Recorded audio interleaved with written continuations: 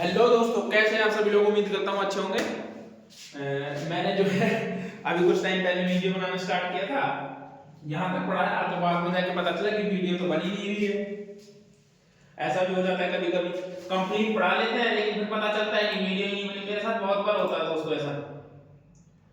तो मैं फर्स्ट बता रहा था, सेक्शन नंबर फर्स्ट ही कर रहे थे। इसकी एनेक्टेड और एनफोर्स डेट मैंने लिख रखी है 25/12/2023 इसकी जो थी एनेक्टेड डेट थी। उसके बाद में एनफोर्स जो हुआ था 1 जुलाई 2024 को जो हुआ था। उसके बाद सबसेक्शन 1 कहता है शॉर्ट टाइटल एक्सटेंड और कमिटमेंट। तो इसका शॉर्ट टाइटल क्या होगा, भारतीय न्याय संहिता 2023। ठीक है, इसमें ज्यादा कुछ बताने की जरूरत है नहीं। उसके बाद में जो कमिटमेंट होगी इसकी 1 जुलाई 2024, और ये कहां पर अप्लाई होता है, ऑल ओवर इंडिया पर जो है अप्लाई होता है। उसके बाद सेक्शन नंबर 3 जो हम कर रहे थे, इसमें एक्ट और ओमिशन, कोई भी जो है, कोई भी व्यक्ति जो है इस संहिता के अधीन कोई भी ऐसा एक्ट ओमिशन करता है जो कि अपराध है, चाहे वो भारत के बाहर ही क्यों ना कर रहा हो, भारत का व्यक्ति, तो उसको जो है दंडित किया जा सकता है। उसके बाद में फोर्थ कहता है, फोर्थ कहता है कि कोई भी जो व्यक्ति, अच्छा थर्ड में केस है, केस लॉ और है मुबारिक अली वर्सेस महाराष्ट्र, इसको याद रखना।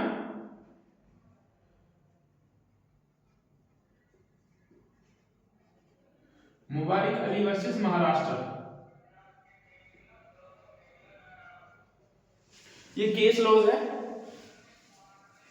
स्टेट ऑफ महाराष्ट्र था। उसके बाद सबसेक्शन 4 क्या कहता है कि कोई भी जो है भारत का नागरिक जो है भारत से बाहर किसी ऐसे प्लेस पर जाकर के कोई ऑफेंस करता है जो हो सकता है वहां पर दंडनीय ना हो, ठीक है, तो उसका ऑफेंस का जो ट्रायल है ना, उसकी सजा जो होगी उसको भारत में भी मिल सकती है, मिलेगी, ये कहता है। जैसे मान लीजिए एक व्यक्ति जो है यूएसए में जाकर, भारत का व्यक्ति ए है, ए नाम का कोई इंडियन सिटीजन है, ठीक है, ये यूएसए में जाकर के कोई क्या करता है, मर्डर कर देता है, ठीक है, और पता चला कि मर्डर जो है यहाँ इस स्टेट में जो है ऑफेंस नहीं है, लेकिन जो मर्डर क्या है, इंडिया में जो है एक पनिशेबल ऑफेंस है, तो जो होगा इसको इंडिया में जो है दंडित किया जा सकता है, ये कहना है सबसेक्शन 4। और यदि ये मर्डर यूएसए में भी दंडित होता, दंडनीय होता, और इसको यहाँ पर भी सजा मिल जाती, उसके बाद भी जो है इसका ट्रायल यहाँ चलाया जा सकता है with the permission of the central government, ठीक है। तो ये कहता है सबसेक्शन 4 कि भारत का व्यक्ति जो है भारत से परे किसी ऐसे स्थान पर जाकर ऑफेंस करता है, यदि वो भारत में रहकर उस एक्ट को करता या उस ऑफेंस को करता तो वो जो होता दंडनीय होता, तो वो जो होगा इस एक्ट में लायबल होगा, ये कहता है 4, ठीक है। अब बात करते हैं 5 की। The provision of this Samhita shall also apply to any offense committed by, इस संहिता का प्रोविजन जो है ना वो उन ऑफेंसेस पर अप्लाई होंगे। कौन से ऑफेंस, किस पर, a any citizen of India in any place without and beyond India, जो क्या है भारत से बाहर और भारत से किसी स्थान में जो है कोई व्यक्ति ऑफेंस करता है जो भारत का नागरिक है उस पर भी। दूसरा कहता है एनी पर्सन और शिप एयरक्राफ्ट, किसी भी जो कोई भी व्यक्ति है जो ऐसे शिप या एयरक्राफ्ट पर जो है ऑफेंस करता है जो भारत में रजिस्टर्ड है, तो उसका भी जो होगा भारत में ट्रायल होगा।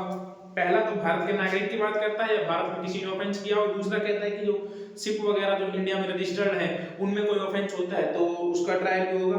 उसके बाद थर्ड कहता है any person in place without any beyond India committing an offence targeting a computer resource located in India, कोई जो है कंप्यूटर रिसोर्स को कोई भी ऑफेंस करता है, कंप्यूटर को टारगेट करता है जो कि इंडिया में स्थित है, ठीक है। मान लीजिए कि यूएसए से बैठा हुआ व्यक्ति कोई इंडिया के किसी सिस्टम को हैक करता है तो उसको भी जो है इंडिया में दंडित किया जा सकता है, ये कहता है इसका सी।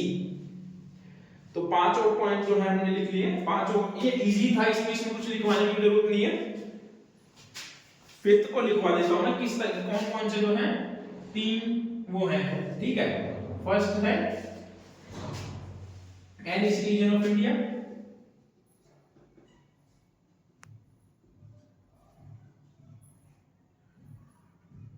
Any citizen of India. Now second है any place without and beyond India. देखो एनी प्लेस बियॉन्ड इंडिया,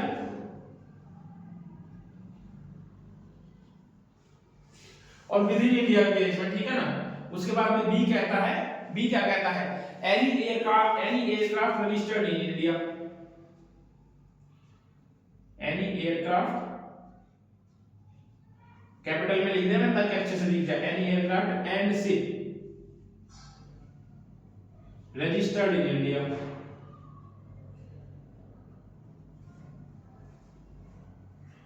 यदि किसी शिप पर जो है ऑफेंस होता है।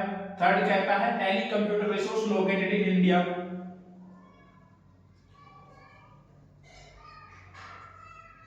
एनी कंप्यूटर रिसोर्स इन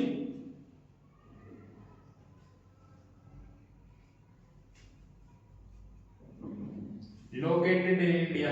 ठीक है, तो ये हो गए तीन, ये तीन तरह के कोई भी व्यक्ति जो है इन तीन तरीके से जो कोई ऑफेंस करता है तो उसका ट्रायल भी जो होगा वो जो होगा बीएनएस में तहत दंडनीय किया जा सकता है इंडिया में। तो बार बार बंद हो जा रहा है।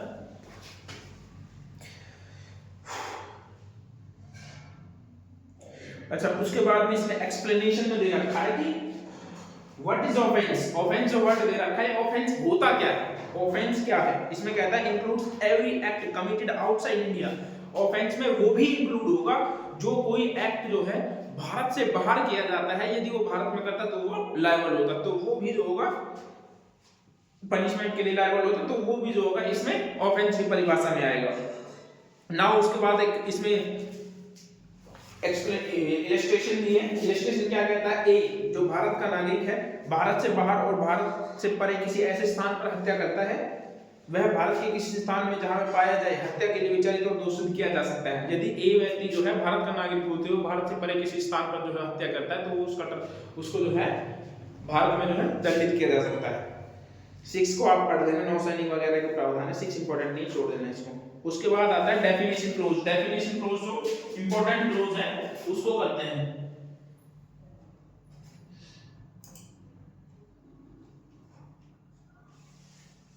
डेफिनेशन पहला एक्ट आता है। देखो मैंने इनको किस तरीके से याद किया है, मैं आप लोगों को ट्रिक बता देता हूं इसमें, क्योंकि ये sequence wise. Section number 2 definition.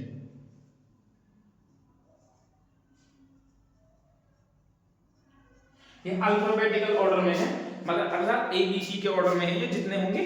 ठीक है, तो मैंने कैसे किए थे, पहला एक्ट एनिमल, तो ए से स्टार्ट होने वाले दो होते हैं। ठीक है, पहला एक्ट, तो फर्स्ट की बात करते हैं एक्ट। एक्ट क्या है, एक सिंगुलर एक्ट, एक सिंगुलर एक्ट और एक मिनट दोस्तों,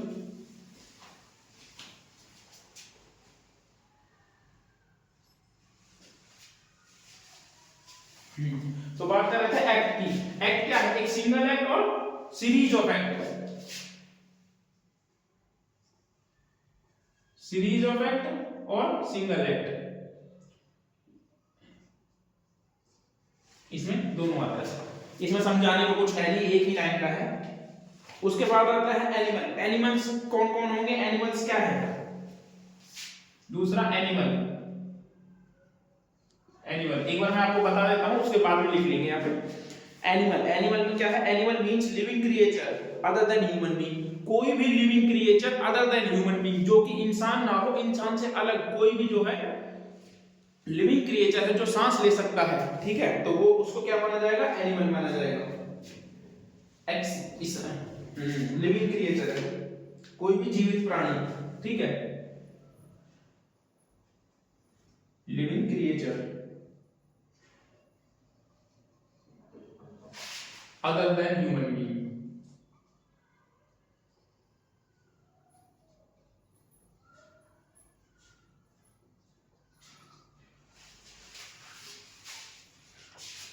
उसके बाद थर्ड कहता है सी, चाइल्ड। इसमें बी का कोई नहीं, सी के इसमें 3 है, चाइल्ड है, काउंटरफिट है और कोर्ट है। ठीक है, सी वर्ड से जो है इसमें 3 है, चाइल्ड, काउंटरफिट और कोर्ट। आप याद भी रख सकते हैं 3 4 और 5, चाइल्ड, काउंटरफिट और 5वां कोर्ट। ठीक है,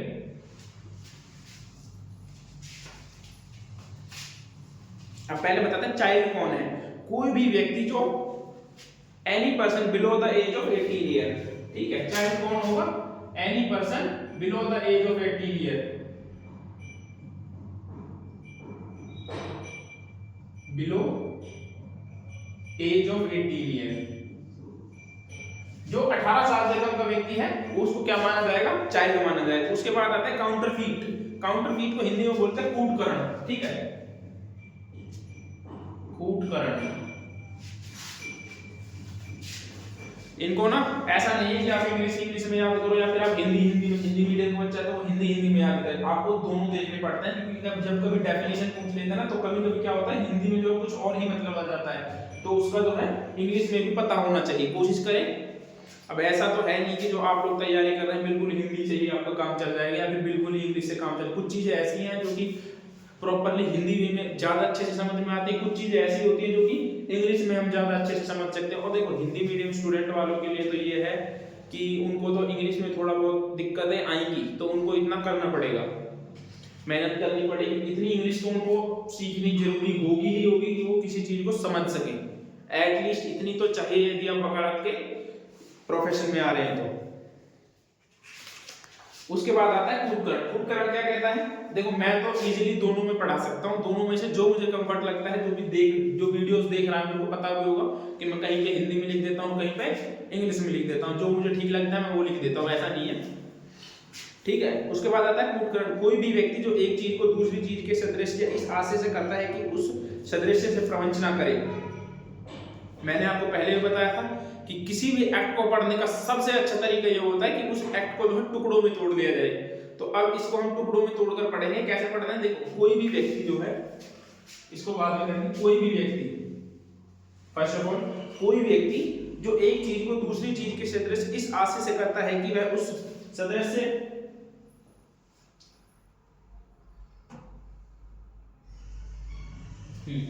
वन मिनट,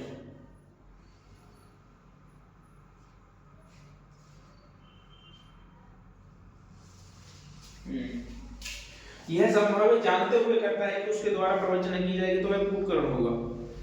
कूटकरण के लिए आवश्यक नहीं कि नकल ठीक वैसी ही हो।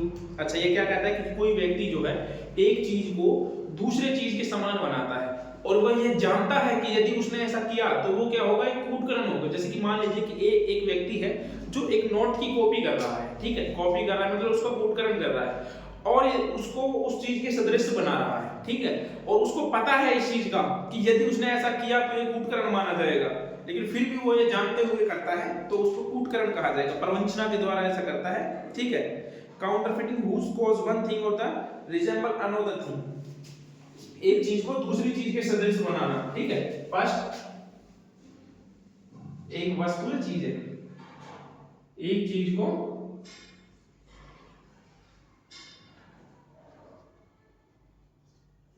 दूसरी चीज के सदृश बनाना।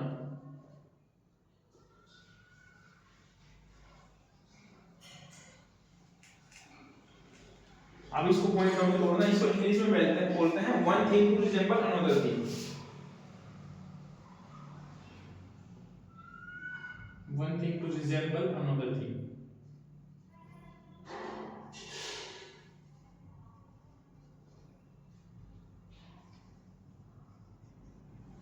सही है ना,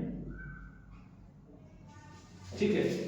उसके बाद आगे कहता है यह संभाव्य जानते हुए कि उसके द्वारा प्रवंचना की जाएगी, वह कूटकरण करता है, यह संभाव्य जानते हुए, ठीक है। दूसरा कहता है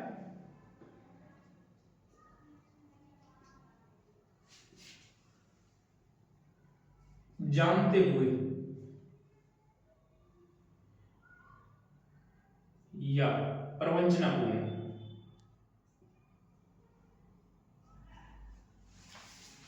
या प्रवंचनापूर्ण जो है ऐसा करता है,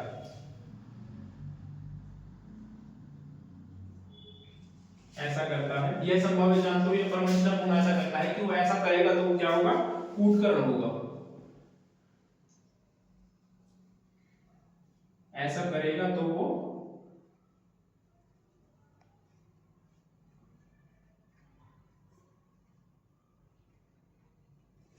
पेन जो है आज आप लोग एडजस्ट कर लीजिएगा प्लीज, मैं कल से दूसरा ले आऊंगा।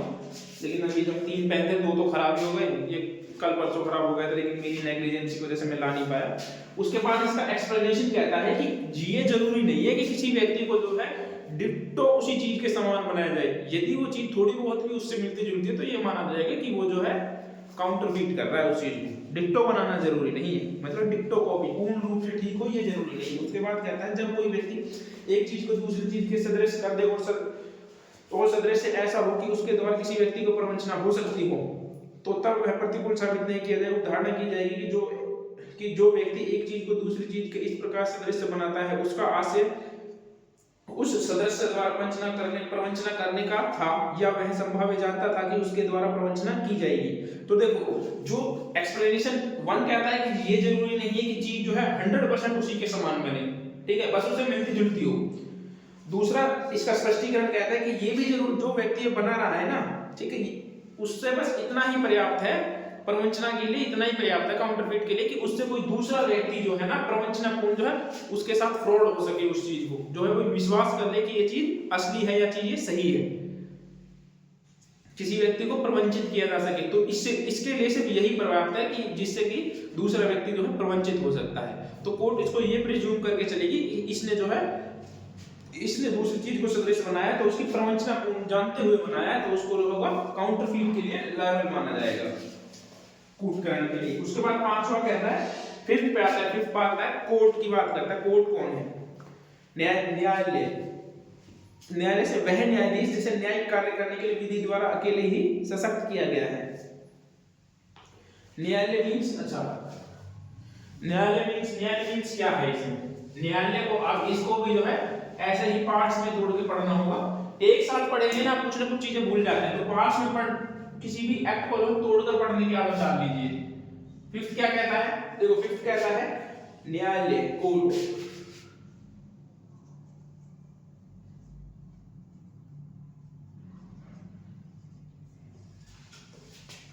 न्यायालय से वह न्यायाधीश जिसे न्याय करने के लिए विधि द्वारा अकेले ही सशक्त किया गया है। फर्स्ट क्या कहता है? वह न्यायाधीश जिसे न्यायिक कार्य करने के लिए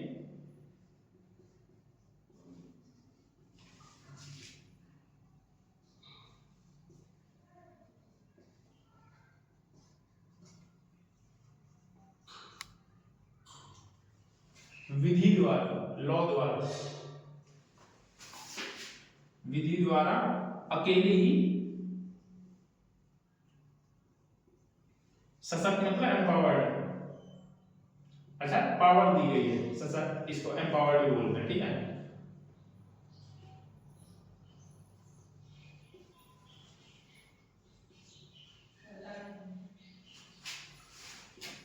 ये पेन तो बिल्कुल ही खत्म ही है, पता नहीं दिख भी रहा है कि नहीं दिख रहा है। इससे दिख ही नहीं रहा है, इससे कुछ मुझे ही नहीं दिख रहा, तो आप लोगों को कहाँ से दिखेगा?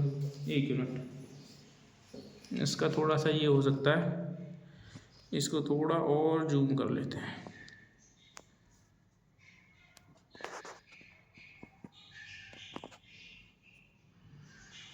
ठीक है,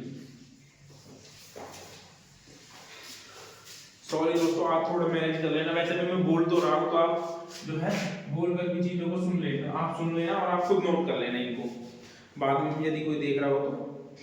उसके बाद दूसरा कहता है या कोई न्यायाधीश निकाय जिसे ऐसे निकाय के रूप में न्यायिकता कार्य करने के लिए विधि द्वारा सशक्त या एम्पावर्ड किया गया है, या कोई न्यायाधीश या कोई निकाय, न्यायाधीश या निकाय, ठीक है, न्यायाधीश या निकाय न्यायिक कार्य करने के लिए एम्पावर्ड किया गया है लॉ के द्वारा, ठीक है। मैं शॉर्ट में लिख देता हूं empowered by law, judicial act करने के लिए, ठीक है ना। जबकि ऐसा न्यायाधीश या न्यायाधीश निकाय न्यायिक कार्य कर रहा है, अभिप्राय, और वो न्यायिक कार्य कर रहा हो, ठीक है। थर्ड, न्यायाधीश या निकाय न्यायिक कार्य कर रहा हो, न्यायिक कार्य कर रहा हो,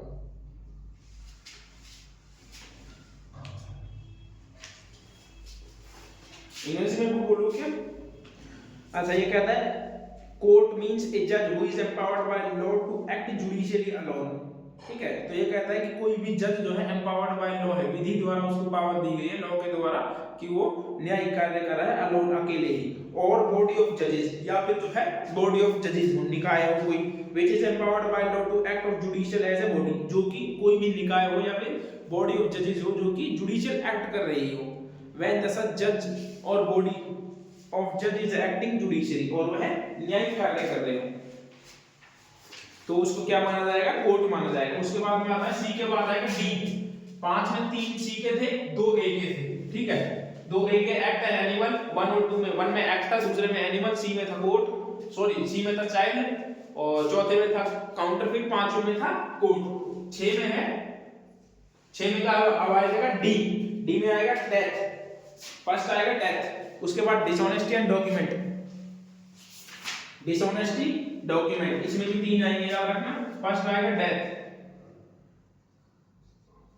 डेथ मृत्यु, मृत्यु का क्या मतलब होता है, यहाँ पे किसकी मृत्यु की बात कर रहा है ये कहता है means the death of human being unless the contrary appears from the context. इसमें किसी ह्यूमन बीइंग की डेथ के बारे में बात करता है अनलेस जब तक कि कहीं दूसरे लॉ में या फिर कहीं स्पेसिफिकली दिया ना गया हो, तो इसमें जो है जब तक कि ह्यूमन ही माना जाएगा, यदि किसी की डेथ की बात होगी तो उसको ह्यूमन माना जाएगा अनलेस जब तक कि दिया ना हो, ठीक है, याद रखना इसको।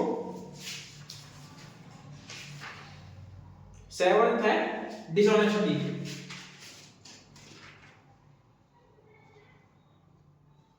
डिसऑनेस्टली बेईमानीपूर्ण, बेईमानीपूर्ण या बेईमानी से आज से ऐसा कोई कार्य करना जो एक व्यक्ति को सदोष अभिलाभकारी करे, सदोष हानि करे।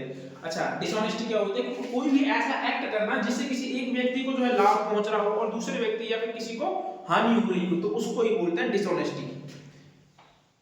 बेईमानीपूर्ण आज से जरूरी है, इसमें इंटेंशन जरूरी है, चीज याद रखना। Mean doing anything with the intention of cause wrongful gain, किसी व्यक्ति को जो है इंटेंशनली लॉस पहुंचाना या फिर इंटेंशनली किसी को प्रॉफिट पहुंचाना, इसी को बोलते हैं डिसऑनेस्टली, बेईमानी। बेईमानी इसी को तो बोलते हैं, यदि भाई देखो मेरी इंटेंशन है कि मैं जो है अपने दोस्त को फायदा पहुंचाऊं, कोई भी ऐसा एक्ट करके, ठीक है, जो मेरे कोई भी एक्ट करके जो है मैं अपने दोस्तों को फायदा पहुंचा रहा हूं इस इंटेंशन से, ताकि किसी व्यक्ति को जो है लॉस हो सके या फिर मेरे दोस्त को प्रॉफिट हो सके, इस इंटेंशन से, तो क्या बेईमानी तो है, तो इसको बोलते हैं डिसऑनेस्टी, ठीक है।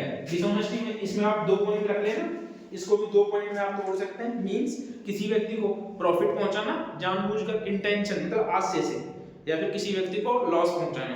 उसके बाद आता है document. What is document? Document क्या है? 8 डॉक्यूमेंट, दस्तावेज, डॉक्यूमेंट्स, ठीक है। इसमें 3 है, डेथ, डिसऑनेस्टी और डॉक्यूमेंट। 9 में भी फ्रॉड किया जाएगा। डॉक्यूमेंट क्या होते हैं? means any matter expressed or described upon any substantial of the mean of letter, figures, marks, इनको याद रखिएगा जो भी इसमें वर्ड यूज हो रहे हैं, marks, or by more than one of the those means in the including electronic or digitally records। इसमें क्या क्या है देखो, दस्तावेज से विवरण किसी ऐसे पदार्थ पर अक्षर, चिन्हों या अंकों, इसमें 5 आ जाएगा। पहला, किसी पदार्थ पर अक्षर, चिन्हों या अंकों या चिन्हों या साधनों के द्वारा, इंग्लिश में बोलते हैं expressly describe upon any substance पर, किसी भी सब्सटेंस पर जो है लेटर्स में लिखा गया हो या फिगर्स में लिखा गया हो या मार्क्स के द्वारा जो है उसको बताया गया वन ऑफ देम, ठीक है, तो उसको क्या बोलते हैं? उसको दस्तावेज बोलेंगे। या फिर इसमें कहता है आगे इलेक्ट्रॉनिक डिजिटल रूप में भी जो है उसको रखा गया, तो उसको भी जो है डॉक्यूमेंट माना जाएगा, जो कि बाद में एविडेंस के रूप में जिसका उपयोग किया जा सकता है उसको डॉक्यूमेंट मान सकते हैं। तो इलेक्ट्रॉनिक रूप में रखा गया, इसके बाद में एविडेंस के रूप में प्रयोग किया जा सकता है। अच्छा, इसका इलस्ट्रेशन देखते हैं। A writing expressing the terms of the contract, a जो है राइटिंग में कॉन्ट्रैक्ट की टर्म्स लिखता है, which may be used as evidence of the contract is a document, जिसको जो है बाद में एक डॉक्यूमेंट की तरह सॉरी एविडेंस में यूज किया जा सके, तो वो डॉक्यूमेंट क्या है? तो वो डॉक्यूमेंट अपने आप में जो है एक तो वो कॉन्ट्रैक्ट क्या है? तो वो कॉन्ट्रैक्ट अपने आप में एक डॉक्यूमेंट है। एविडेंस तो है ही है, जिसको डॉक्यूमेंट भी होगा। A cheque upon a banker is a document, तो चेक भी क्या है? सिर्फ एक डॉक्यूमेंट है। बैंकर द्वारा दिया गया चेक एक डॉक्यूमेंट है। उसके बाद power of attorney is a document. इनको याद रखिएगा इलस्ट्रेशंस को, एक बहुत इंपॉर्टेंट इलस्ट्रेशन है। Power of attorney is illustration. अच्छा, ए मैप और प्लान, ये भी क्या होते हैं? डॉक्यूमेंट होते हैं। which intended to be used may be as a evidence in the document, जिसको जो है एविडेंस के रूप में प्रयोग किया जा सकता है, वो क्या होंगे, डॉक्यूमेंट होंगे। अब इसमें जो है ना, जो ये मैप वगैरह है, ये गवर्नमेंट द्वारा भी सर्टिफाइड होते हैं, गवर्नमेंट के मैप भी होते हैं और प्राइवेट भी होते हैं, तो दोनों को इसमें डॉक्यूमेंट माना जा सकता है। अब बात इस पे प्रिजम्पशन की होती है, वो कोर्ट चाहे कुछ भी समझे, लेकिन यह डॉक्यूमेंट की परिभाषा में आएंगे। ए writing containing direction of the instruction of the document, तो ये भी इसमें डॉक्यूमेंट है, जो डायरेक्शन और इंस्ट्रक्शन बता रहा है ना कोई भी, तो वो भी क्या माना जाएगा, डॉक्यूमेंट माना जाएगा। उसके बाद इसमें एक एग्जांपल है, एक विनिमय पत्र की पीठ पर अपना नाम लिख देता है, जिसके आदेश के अनुसार देह वाणिज्य प्रथा के अनुसार व्याख्या करने पर पृष्ठांकन का अर्थ यह है कि धारक को विनिमय पत्र का भुगतान कर दिया जाए। पृष्ठांकन एक दस्तावेज है और इसका अर्थ उसी प्रकार से लिया जाएगा कि मानव हस्ताक्षर के ऊपर धारक को भुगतान और शब्द तो लिखे गए, इसको आप पढ़ लेना, एग्जांपल ही है। बाकी मैंने बता तो दिया क्या क्या डॉक्यूमेंट है, ठीक है, जिनका एविडेंस के रूप में प्रयोग किया जा सकता है, वो क्या होंगे, डॉक्यूमेंट होंगे। उसके बाद आता है फ्रॉडेंटली, कपटपूर्ण, means doing anything with the intention to be defraud but not otherwise, जो है फ्रॉड करने के आशा से एक्ट करना, तो क्या माना जाएगा, उसको फ्रॉडेंटली किया जाएगा। उसके बाद आता है 10th में जेंडर। जेंडर में देखो यहाँ पर ही वर्ड का यूज किया गया, जो ही वर्ड है ना, वो मेल फीमेल एंड ट्रांसजेंडर तीनों के लिए यूज होता है। अच्छा, एक ट्रांसजेंडर से याद आया, एक केस था जिसमें ट्रांसजेंडर जो होगा, एक मिनट, ट्रांसजेंडर को भी राइट दिए गए थे सारे। सुप्रीम कोर्ट ने कहा था कि भाई जैसे आप मेल और फीमेल को डिस्क्राइब करते हो, उसी तरीके से आपको ट्रांसजेंडर को भी डिस्क्राइब करना होगा। कौन से केस में कहा था, उसमें कहा था NALSA versus union of India, national legal service authority versus union of India में कहा था। अच्छा, जेंडर की बात कर रहे थे, जेंडर में कौन कौन आता है, ही वर्ड में याद रखिएगा, ही वर्ड में कौन कौन आता है, मेल फीमेल और ट्रांसजेंडर, ठीक है, पुल्लिंगवाचक शब्द है, प्रोनाउन ही, ये एग्जाम में आया हुआ है। ही में कौन कौन इंक्लूड होता है, तो याद रखिएगा, मेल फीमेल एंड ट्रांसजेंडर। ही में कभी आप सिर्फ मेल ही लगा के आ जाओ और बोलो कि सी तो आया ही नहीं, जो फीमेल लगाते। ट्रांसजेंडर का मीनिंग क्या होगा, वो इस एक्ट में बताया गया है, transgender persons protection of right act 2019 में जो है, उसके सेक्शन 2 के सब क्लॉज के में दिया गया है, उसको हम ट्रांसजेंडर कहेंगे, वो ट्रांसजेंडर होगा। हिंदी में बोलते हैं उभयलिंगी का वही अर्थ होगा, जो उभयलिंगी व्यक्ति अधिकार संरक्षण अधिनियम 2019 के धारा 2 के में दिया गया है। उसके बाद आता है 2 का 11 गुड फेथ। आज के लिए इतना ही बहुत है, कल करते हैं इसको, कहीं ज्यादा लंबी वीडियोस ना हो जाए। कितने हो गई, आधा घंटा की हो ही गई है लगभग। देखो एक दिन में तो वैसे भी अगर मैं 2 को पढ़ा दूंगा तो इसमें होगा नहीं, चलो बता देता हूँ सिर्फ फॉरली, कल दोबारा से एक बार बता देंगे। उसके बाद आता है इसमें गुड फेथ। गुड फेथ का मतलब क्या होता है, ऐसी कोई भी बात जो सद्भावना पूर्वक या सतर्कता पूर्वक की गई है, जिसको जो भी सद्भावना पूर्वक की गई या विश्वास की गई नहीं की जाती है। देखो सद्भावना पूर्वक क्या होता है कि कोई भी व्यक्ति जो कोई बात कर रहा है, उसको सद्भावना पूर्वक ये विश्वास है कि वो बात कोई है, वो कोई जिसके बारे में वो बात कर रहा है, या फिर जो सम्यक सतर्कता और ध्यान के बिना की गई है, यह विश्वास की गई, जो कोई सम्यक सतर्कता और ध्यान रखते हुए प्रॉपर केयर से की गई है, तो उसको भी जो होगा सद्भावना पूर्वक माना जाएगा। सद्भावना पूर्वक तब हम ये कहेंगे कि उसने कोई भी जो एक्ट किया है वो सद्भावना पूर्वक। मान लीजिए कोई एक्ट कर रहा है, तो उसको कब कहेंगे कि उसने गुड फेथ में किया है, भाई तभी तो कहेंगे ना कि वो व्यक्ति जो है लॉफुल कोई भी एक्ट कर रहा था, लॉफुल मैनर में कर रहा था, ठीक है। दूसरा क्या कर रहा था, प्रॉपर केयर के साथ कर रहा था, उसको प्रॉपर केयर के साथ कर रहा था, पूरा ध्यान रख रहा था अच्छे से, लेकिन फिर भी कोई एक्ट हो जाता है तो उसमें तो खैर उसकी गलती नहीं, तो उसी एक्ट को प्रॉपर ध्यान से कर रहा था, लॉफुल एक्ट कर रहा था, गुड फेथ में कर रहा था, तो इसको बोलते हैं सद्भावपूर्वक, ठीक है, गुड फेथ। उसके बाद आता है गवर्नमेंट। गवर्नमेंट में क्या इंक्लूड होता है, गवर्नमेंट मींस सेंट्रल गवर्नमेंट और स्टेट गवर्नमेंट, 12th में आता है गवर्नमेंट। अच्छा अभी हमने कल किया है, 12 तक हमने किया है, ठीक है। 13 में हार्बरिंग आ जाता है, जिसमें हम कल करेंगे, इसमें केस भी Nalini versus state of Tamil Nadu, आगे नेक्स्ट वीडियो में करेंगे, लेकिन अब एक बार रिवाइज कर लेते हैं। फर्स्ट हमने किया था ए में एक्ट, ठीक है, बी में किया था एनिमल, सी में किया था चाइल्ड, सॉरी इसमें ए बी सी नहीं है, 1 2 3 है, 3 में किया था चाइल्ड, 4 में किया था काउंटरफीट, 5 में किया था कोड, 6 में किया था डॉक्यूमेंट, डिसऑनेस्टी है, डिसऑनेस्टी। 7 में किया था 6 में डेथ था, 7 में डिसऑनेस्टी, 8वें में डॉक्यूमेंट और 9 में फ्रॉडेंटली, 10वें में था जेंडर और 11 में था गुड फेथ, 12 में गवर्नमेंट, 13 में हार्मनी, 14 में इंजरी है। ठीक है, इनको आगे करेंगे। तो आज के लिए इतना ही बहुत है, मिलते हैं नेक्स्ट वीडियो में। Thank you.